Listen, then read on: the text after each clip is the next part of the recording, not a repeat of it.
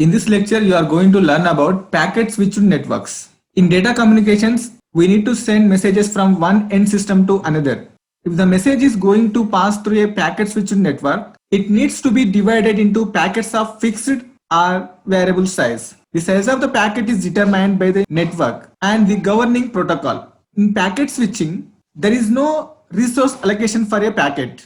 This means that there is no reserved bandwidth on the links and there is no scheduled processing time for each packet. Resources are allocated on demand. The allocation is done on a first come first served basis. When a switch receives a packet, no matter what is the source or destination, the packet must wait if there are other packets being processed. As with other systems in our daily life, this lack of reservation may create delay.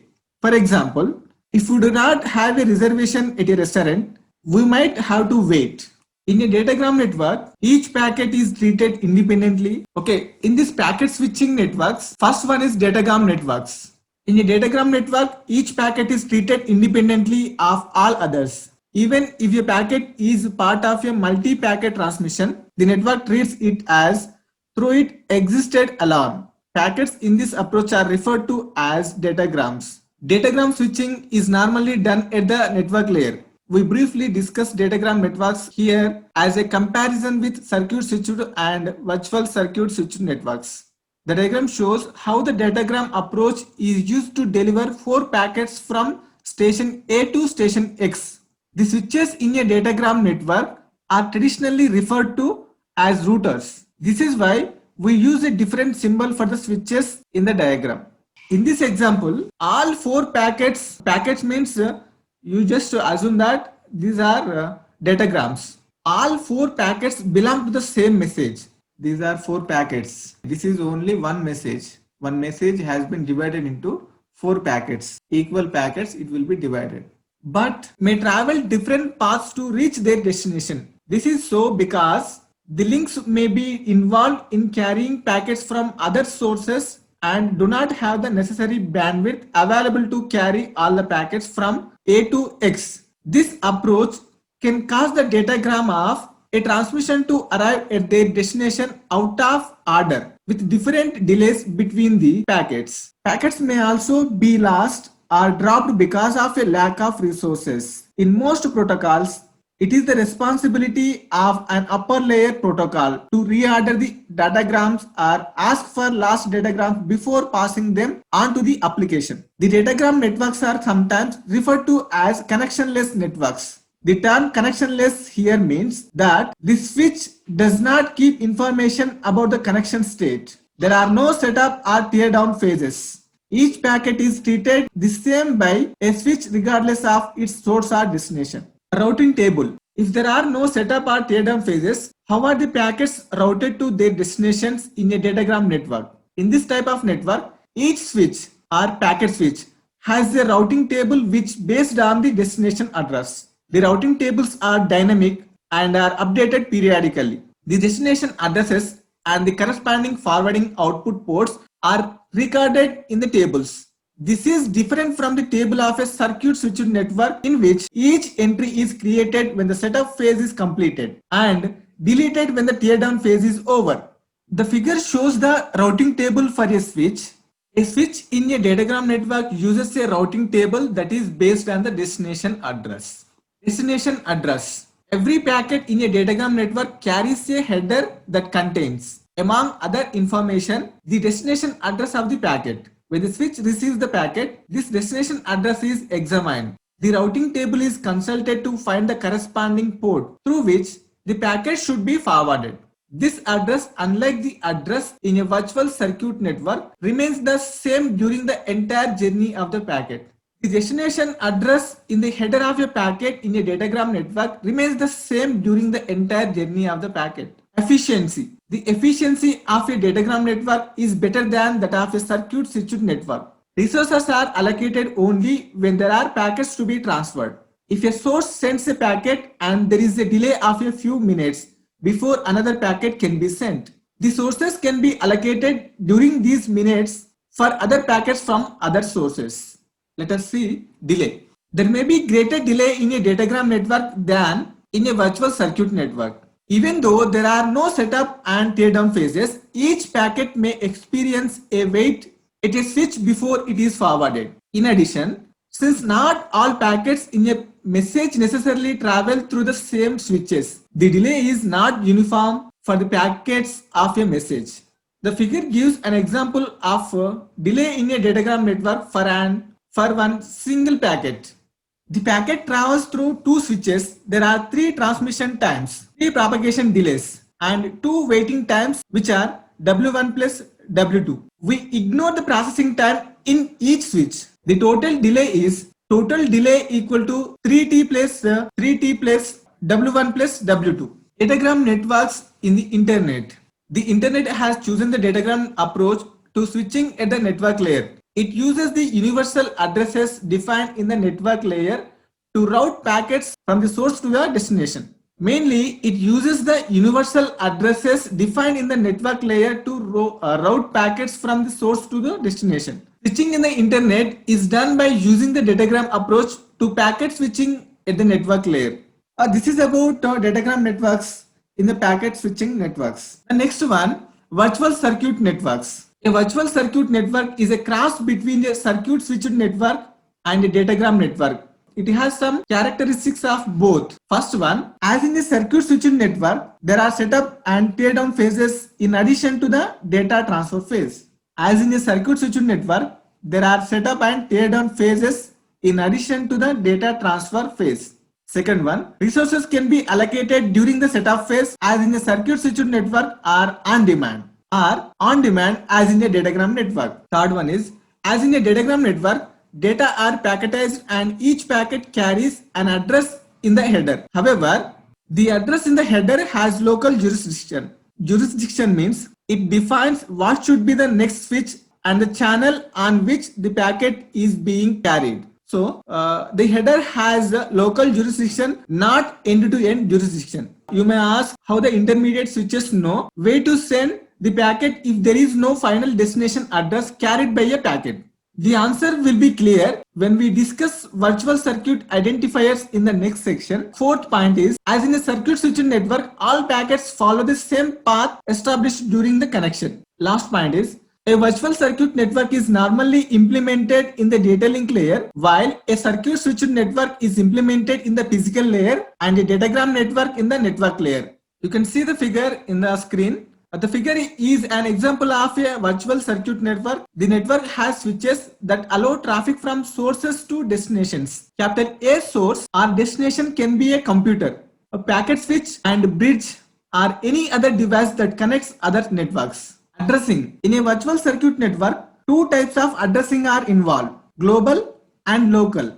Local means virtual circuit identifier. Global addressing. A source or destination needs to have a global address, an address that can be unique in the scope of the network or internationally if the network is part of an international network. However, we will see that a global address in virtual circuit networks is used only to create a virtual circuit identifier as discussed next. Next one, virtual circuit identifier. The identifier that is actually used for data transfer is called the virtual circuit identifier. In short, VCI. A VCI, unlike a global address, is a small number that has only switch scope. It is used by a frame between two switches. When a frame arrives at a switch, it has a VCI. When it leaves, it has a different VCI. You can see on the diagram. The diagram shows how the VCI in a data frame changes from one switch to another. Note that a VCI does not need to be a large number since each switch can use its own unique set of VCS. Three phases. As in a circuit switched network, a source and destination need to go through three phases in a virtual circuit network: setup and data transfer and teardown. In the setup phase, the source and destination use their global addresses to help switches make table entries for the connection. In the teardown phase, the source and destination inform the switches to delete the corresponding entry. Data transfer occurs between these two phases. We first discuss the data transfer phase, which is more straightforward. We then talk about the setup and teardown phases. Next one, data transfer phase. To transfer a frame from a source to its destination, all switches need to have a table entry for this virtual circuit. The table in its simplest form has 4 columns. This means that the switch holds 4 pieces of information for each virtual circuit that is already set up. We show later how the switches make their table entries, but for the moment we assume that each switch has a table with entries for all active virtual circuits. Figure 8.12 shows such a switch and its corresponding table. The figure 8.12 shows a frame arriving at port 1 with a VCI of 14. When the frame arrives, the switch looks in its table to find port 1 and a VCI of 14. When it is found, the switch knows to change the VCI to 22 and send out the frame from port 3. Figure 8.13 shows how a frame from source A reaches destination B and how its VCI changes during the trip. Each switch changes VCI and routes the frame. The data transfer phase is active until the source sends all its frames to the destination. The procedure at the switch is the same for each frame of a message. The process creates a virtual circuit, not a real circuit, between the source and destination. Setup phase. In the setup phase, a switch creates an entry for a virtual circuit. For example, suppose source A needs to create a virtual circuit to B. Two steps are required: setup request and the acknowledgement. Setup request A. Setup request frame is sent from the source to destination. The figure shows the process. Switch A sends a setup frame to switch 1. Next process. Switch 1 receives the setup request frame. It knows that a frame going from A to B goes out through port 3. How the switch has obtained this information is the switch in the setup phase acts as a packet switch. It has a routing table which is different from the switching table. For the moment, assume that it knows the output port. The switch creates an entry in its table for this virtual circuit, but it is only able to fill 3 of the 4 columns. The switch assigns the incoming port 1 and chooses an available incoming VCI, that is 14. VCI 14, and the outgoing port 3. The switch assigns the incoming port 1 and chooses an available incoming VCI 14 and the outgoing port 3. It does not yet know the outgoing VCI, which will be found during the acknowledgement setup. The switch then forwards the frame through port 3 to switch 2. Next process. Switch 2 receives the setup request frame. The same events happen here as at switch 1. 3 columns of the table are completed in this case: incoming port 1, incoming VCI 66 and outgoing port 2. The next phase, switch 3 receives the setup request frame. Again, 3 columns are completed: incoming port 2, incoming VCI 22 and outgoing port 3. Last process, destination B receives the setup frame, and if it is ready to receive frames from A, it assigns a VCI to the incoming frames that come from A. In this case, 77, this VCI lets the destination knows that the frame come from A and not other sources. Acknowledgement. A special frame called the acknowledgement frame completes the entries in the switching tables. The figure shows the process. First process, the destination sends an acknowledgement to switch 3. The acknowledgement carries the global source and destination addresses, so the switch knows which entry in the table is to be completed. The frame also carries VCI 77 chosen by the destination as the incoming VCI for frames from A. Switch 3 uses this VCI to complete the outgoing VCI column for this entry. You must note that 77 is the incoming VCI for destination B, but the outgoing VCI for switch 3.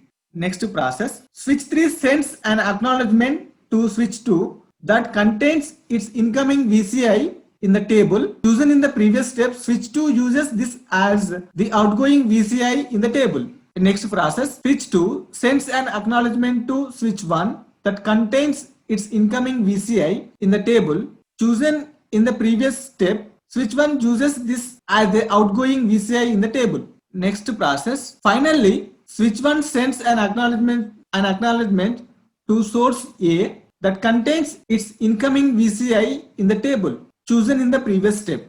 Last process, the source uses this as the outgoing VCI for the data frames to be sent to destination B, tear down phase. In this phase, source A, after sending all frames to B, sends a special frame called a tear down request. Destination B responds with a tear down confirmation frame. All switches delete the corresponding entry from their tables. Efficiency. As we said before, resource reservation in a virtual circuit network can be made during the setup or can be on demand during the data transfer phase. In the first case, the delay for each packet is the same. In the second case, each packet may encounter different delays. There is one big advantage in a virtual circuit network even if resource allocation is on demand. The source can check the availability of the resources without actually reserving it. Consider a family that wants to dine at a restaurant, even though the restaurant may not accept reservations, means allocation of the tables is on demand. The family can call and find out the waiting time. This can save the family time and effort. In virtual circuit switching, all packets belonging to the same source and destination travel the same path, but the packets may arrive at the destination with different delays if resource allocation is on demand. Next one, delay in virtual circuit networks. In a virtual circuit network, there is a one-time delay for setup and a one-time delay for teardown. If resources are allocated during the setup phase, there is no wait time for individual packets. The figure shows the delay for a packet traveling through two switches in a virtual circuit network. The packet is traveling through two switches, that means routers. There are three transmission times, three propagation times. Data transfer depicted by the sloping lines, a setup delay, which includes transmission and propagation in two directions, and tear down delay, which includes transmission and propagation in one direction. We ignore the processing time in each switch. The total delay time is total delay equal to 3t plus setup delay plus tear down delay. Circuit switch technology in WANs. WAN means wide area networks. Virtual circuit networks are used in switched WANs such as frame relay and ATM networks. You know about ATMs. From that we are going to withdraw money. The data link layer of these technologies is well suited to the virtual circuit technology. Switching at the data link layer in a switched WAN is normally implemented by using virtual circuit techniques. Whatever we discussed in this lecture, those are all comes under packet switching networks.